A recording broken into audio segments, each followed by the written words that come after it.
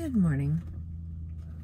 This morning's sunrise story from the 24 Carat Buddha and Other Fables by Maxine Harris. The publisher is the Sidran Institute Press. Today's story is Roots for Tanya. All of the women in Tanya's family were skilled gardeners. Her grandmother was a village wise woman whose potions and poultices were known to heal even the most troubling malady.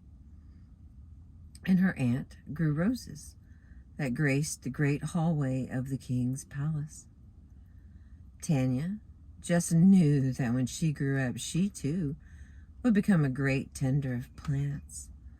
Often when she visited with her grandmother, she would ask, "When will I get my very own plants to grow?" "Soon, my dear child," her grandmother would always say. But never did her grandmother speak any words that might ease Tanya's impatience and her eagerness to learn the secrets of growing things. One day, shortly after Tanya's 15th birthday, her grandmother took her aside and said, "The time has come, Tanya, for you to take your place among the women in our family and become a gardener with great skill and power." Tanya was so excited she could barely control herself. She expected her grandmother to turn over a portion of the herb garden to her, or perhaps she would be given a section of the flower garden for her own. Nope, she thought. It will be something even more wonderful. My grandmother is going to give me a patch of land where I can grow anything I want. As she followed her grandmother into the forest, Tanya could not stop smiling and humming to herself. She was so happy to be finally given her very own garden. When she and her grandmother had walked a long way into the woods, her grandmother knelt down beside a small plant with a thick stalk and branches of small feathery leaves. Her grandmother reached inside the gardening pouch that contained her tools and pulled out a small pruning knife. She then proceeded to cut a stem from the plant.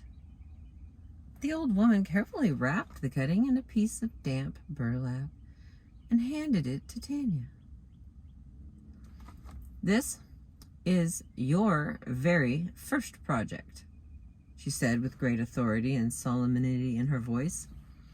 "You must take this small cutting and help it to grow into a sturdy and strong plant. Place it in some good soil, water it regularly, and make sure it has enough sunlight. When you have grown this cutting well, come back to me and I will make you mistress of your very own garden." Tanya hardly knew how to respond to her grandmother. She had been so sure that she would get her own garden right then. She had to turn her head to hide the tears that were welling up in her eyes.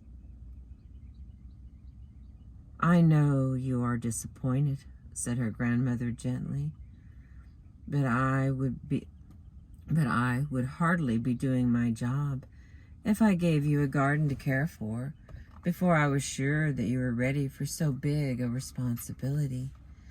Have patience, my dear. You will get your garden soon enough." And with that, Tanya and her grandmother turned from the place where her grandmother had taken the cutting and returned along the path to the village. Once she recovered from her disappointment, Tanya eagerly took up the task of growing her cutting into a strong and healthy plant. She did just as her grandmother had instructed. She took the cutting, placed it in a basket of soil, watered it, and set it in a corner of the garden where it would get just enough light. She knew just what to do, since for years she had watched the women in her family start new plants in exactly the same way. But Tanya was impatient for something to happen. After several hours, she gently lifted her cutting from the soil to see if any roots had grown yet. When she saw that there were none, she placed the cutting back in the basket and went about her other chores. But the next day, once again, Tanya became curious to see if her plant had taken root. And again, she lifted the cutting from the basket. For each of the next 10 days, Tanya went through the same process. She lifted her cutting from the basket, examined it for roots, saw none, and gently replaced the cutting in the soil. 2 weeks after she had taken her granddaughter into the forest, Tanya's grandmother came to inspect the progress of Tanya's plant. When she looked at the little stem in the basket, she shook her head in disappointment. "Why, my dear child, your plant has not grown at all. In fact, it looks limp and quite sickly. I fear that it has not grown any roots and that it will soon die." As she watched her grandmother walk away, Tanya sat down and began to cry, for she knew that her grandmother had spoken the truth. She had failed in her attempts to become a great gardener like the other women in her family.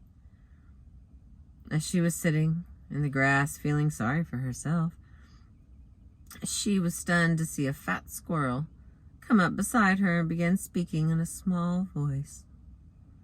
"Why are you crying, young lady?" he asked. "Oh, I have made a big mess of everything. My grandmother gave me this cutting to grow, and I have failed miserably. My poor little plant has just about died." "Tell me exactly what you have done," demanded the squirrel.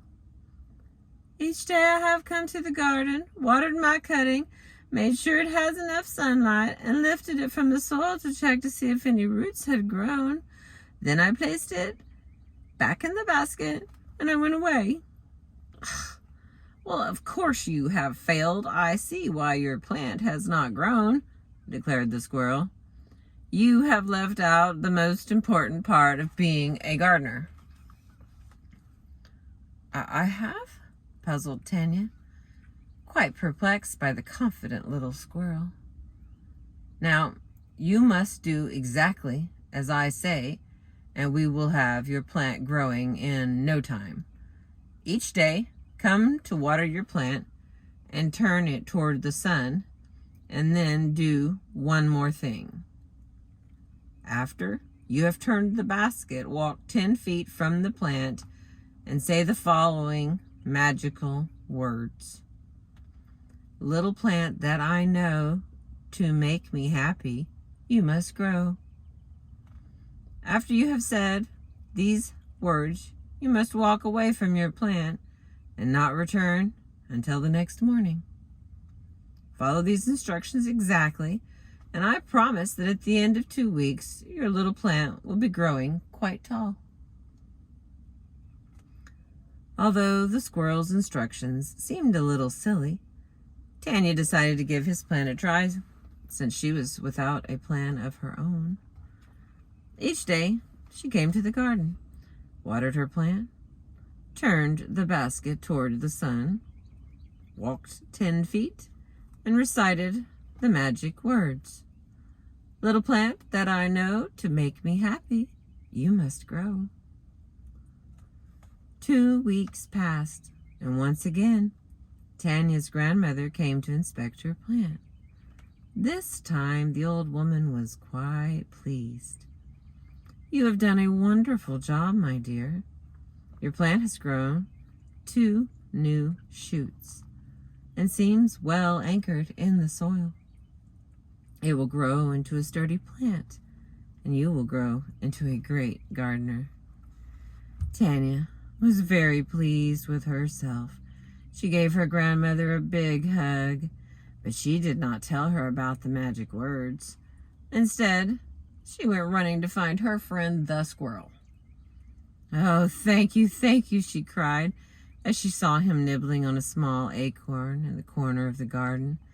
"The magic words did just as you said.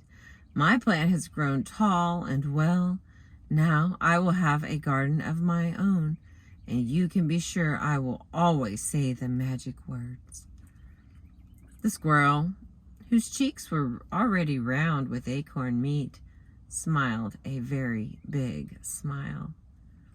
"Why, my dear, I thought you would have guessed by now.